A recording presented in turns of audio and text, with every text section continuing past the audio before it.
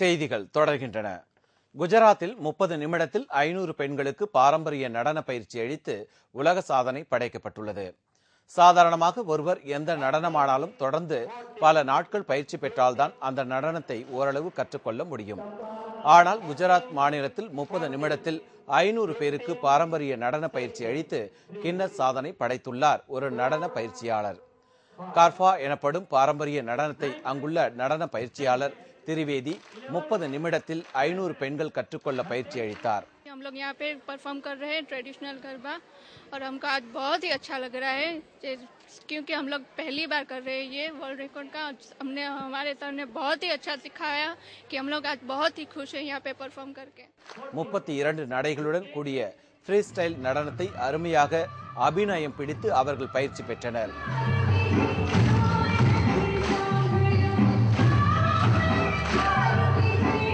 இதுவரை கின்னஸ் சாதனை புத்தகத்தில் 30 நிமிடத்தில் 235 பேருக்குத்தான் பாரம்பரிய நடன பயிற்சி அளித்து சாதனை புரியப்பட்டிருந்தது.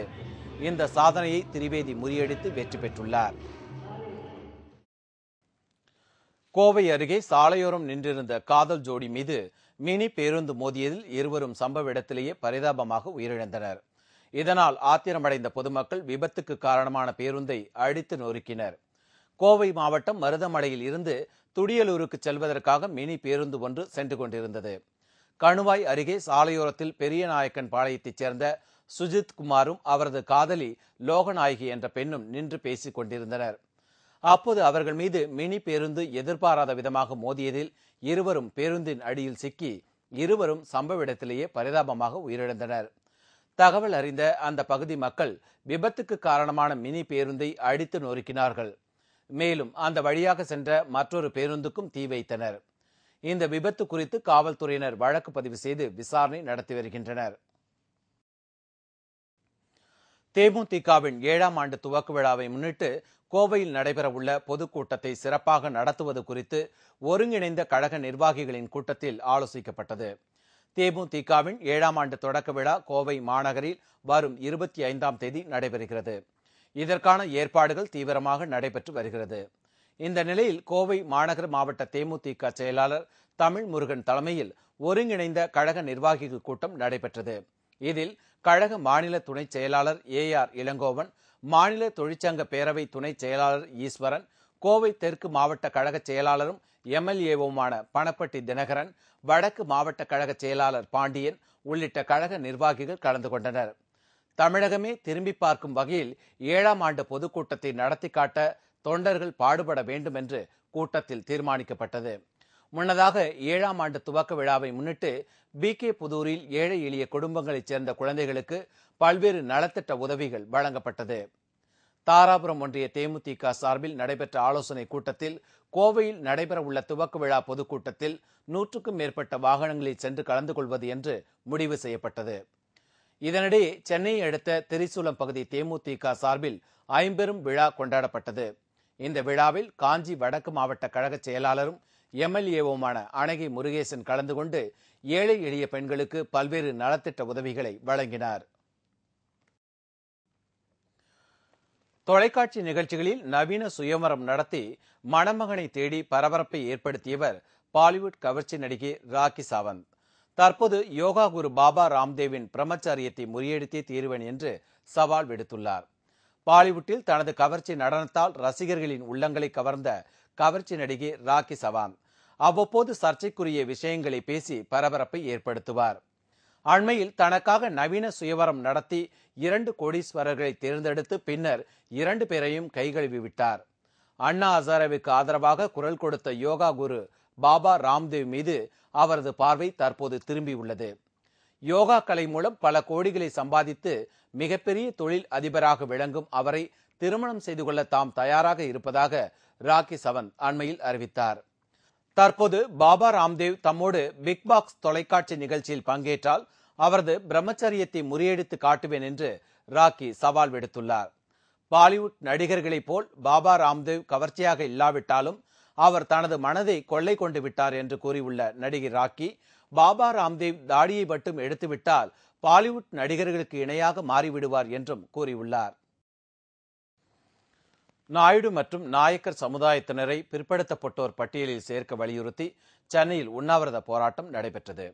சென்னை அண்ணா சாலை மின்வாரிய அலுவலகம் அருகே தமிழக அனைத்து நாயுடுக்கள் நாயக்கர் மகாஜன பேரவையினர் மாநில தலைவர் ஜெயக்குமார் தலைமையில் இன்று ஒருநாள் அடையாள உண்ணாவிரதத்தில் ஈடுபட்டனர். தங்கள் சமுதாயத்தினர் உயர்கல்வி பெறவும் உயர் பதவிகளை பெறவும் அரசை வலியுறுத்தி இந்த போராட்டம் நடைபெற்றது. ஒவ்வொரு ஆண்டும் யுகாதி விழா நாங்கள் நடத்தி அந்த யுகாதி விழாவிலே எங்களுடைய நீண்ட நாள் கோரிக்கையை எம்பிசி கோரிக்கையை வலியுறுத்தி நாங்கள் தீர்மானம் நிறைவேற்றி தலைமைக்கு அனுப்பி வைப்போம். அந்த மனுக்கள் மீது இதுவரை எந்த ஒரு நடவடிக்கையும் எடுக்கவில்லை. இதேபோல் கும்பகோணத்தில் உள்ள குலாளர் சமுதாய மடத்தினை மீட்டு தர வலியுறுத்தி அந்த சமுதாய மக்கள் இன்று ஒருநாள் அடையாள உண்ணாவிரத போராட்டத்தில் ஈடுபட்டனர். தமிழ்நாடு மண்பாண்ட தொழிலாளர்கள் நலச்சங்க மாநில தலைவர் டாக்டர் சேம நாராயணன் உண்ணாவிரதத்தை துவக்கி வைத்தார்.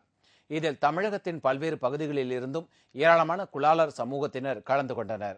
இந்த மிகவும் பிற்படுத்தப்பட்ட சமுதாய மக்களுக்காக 150 ஆண்டு காலமாக விலைக்கு வாங்கி பராமரித்து வருகின்ற இந்த இடத்தை நாங்கள் மீட்க வேண்டும் என்ற கோரிக்கைக்காகத்தான் இன்றைக்கு இந்த உண்ணா நோன்பு. இது முதல் கட்ட நோன்புதான். செங்கல்பட்டு பகுதியில் ஏரி புறம்போக்கு நிலத்தில் இருந்த ஆக்கிரமிப்புகள் உயர்நீதிமன்றம் உத்தரவின் பேரில் அப்புறப்படுத்தப்பட்டன. காஞ்சிபுரம் மாவட்டம் செங்கல்பட்டை அடுத்துள்ள ஆலப்பாக்கம் நேதாஜி நகரில் 3.5 ஏக்கர் பரப்பு உள்ள ஏரி புறம்போக்கு நிலத்தை அப்பகுதியில் சிலர் வீடுகள் கட்டி ஆக்கிரமித்துள்ளதாக புகார் எழுந்துள்ளது. இந்த வழக்கு சென்னை உயர்நீதிமன்றத்தில் நடைபெற்று வந்தது. இந்த ஏரி புறம்போக்கு ஆக்கிரமிப்புகளை அப்புறப்படுத்த உயர்நீதிமன்றம் தீர்ப்பளித்தது. இதன் அடிப்படையில் காட்டாங்குளத்தூர் வட்டார வளர்ச்சி அலுவலர் மற்றும் துணை வட்டாட்சியர் மேற்பார்வையில் அங்கிருந்து ஆக்கிரமிப்பு வீடுகள் அகற்றப்பட்டன. இதனால் அங்கு பரபரப்பு ஏற்பட்டது. செங்கல்பட்டு வட்டம் வேண்பாக்கம் கிராமத்தில் சர்வே எண் 70 சுமார் 3.5 ஏக்கர் குளம்புறம்போக்கு இடம் இருக்குது. இன்று மேற்கண்ட இடத்தை ஆக்கிரமிப்பு செய்த வீடுகளை அகற்றியுள்ளனர். பழனியில் உள்ள கல்லூரி வளாகம் ஒன்றில் சுற்றித் திரிந்த எறும்பு தின்னி ஒன்றை தீயணைப்புத் துறையினர் பிடித்து வனத்துறையினரிடம் ஒப்படைத்தனர். திண்டுக்கல் மாவட்டம் பழனியில் உள்ள பழனி ஆண்டவர் ஆண்கள் கல்லூரி மைதானத்தில் கடந்த சில நாட்களாக எறும்பு தின்னி ஒன்று சுற்றி வருவதாக பொதுமக்கள் தீயணைப்புத் துறைக்கு தகவல் கொடுத்தனர். இதையடுத்து தீயணைப்புத் துறையினர் கல்லூரி மைதானத்தை கண்காணித்த போது எறும்பு தின்னி ஒன்று சுற்றித் திரிந்தது. இதனை தீயணைப்புத் துறையினர் பத்திரமாக மீட்டு வனத்துறையினரிடம் ஒப்படைத்தனர். பின்னர் எறும்பு தின்னி பழனி அருகே உள்ள வனப்பகுதிக்குள் கொண்டுவிடப்பட்டது. திருத்தணி அருகே உள்ள பிரசித்தி பெற்ற கோவிலை இடிக்க வந்த அதிகாரிகளை கிராம மக்கள் முற்றுகையிட்டதால் அங்கு பெரும் பரபரப்பு ஏற்பட்டது. திருவள்ளூர் மாவட்டம் திருத்தணியை அடுத்த கேஜி கண்டிகையில் பெரிய பாளையத்தம்மன் கோவில் உள்ளது. அரசுக்கு சொந்தமான இடத்தில் கோவில் கட்டப்பட்டுள்ளதாக கூறி வருவாய்த்துறை அதிகாரிகள் மற்றும் ஊழியர்கள் கோவிலை இடிக்க முற்பட்டனர். இதனை அறிந்த அப்பகுதி மக்கள் அதிகாரிகளை முற்றுகையிட்டு வாக்குவாதத்தில் ஈடுபட்டனர். பெரியபாளையத்து பவானி அம்மன் கோயில் கிட்டத்தட்ட ஒரு 4 வருஷமா இந்த இடத்துல சின்ன கல் வச்சு வழிபட்டு வந்துட்டு இருக்கிறோம்.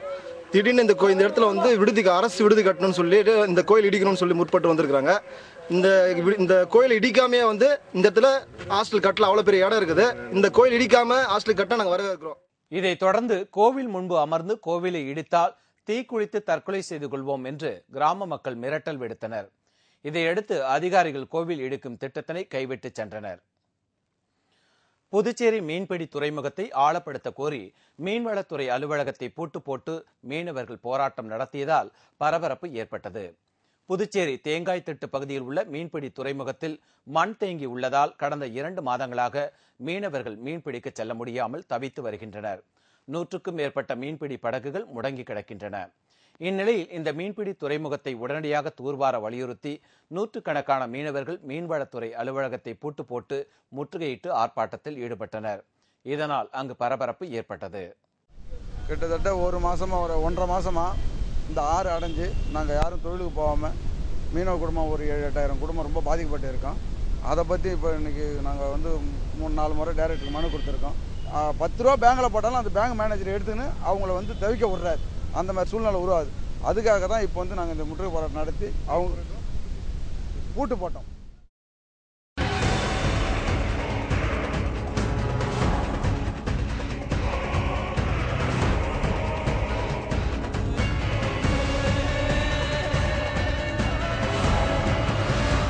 அதிசயம் ஆனால் உண்மை.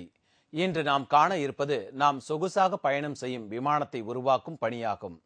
கார் செல்வதையும் பைக் செல்வதையும் பார்த்து இருக்கிறோம்.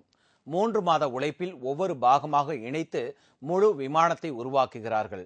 விமானத்தை உருவாக்கும் விதத்தை ஒரு சில நிமிடங்களில் பார்க்கும் அளவில் உங்களுக்காக படமாக்கி உள்ளனர்.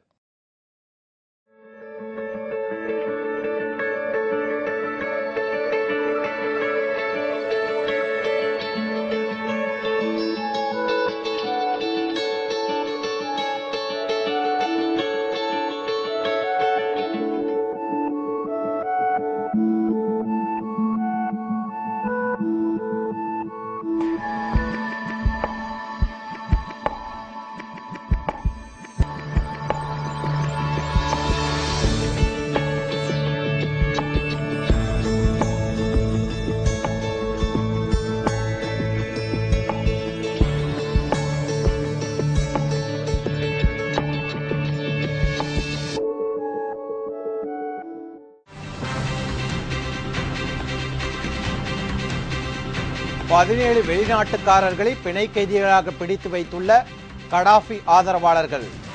விவரம் இடைவேளைக்கு பிறகு.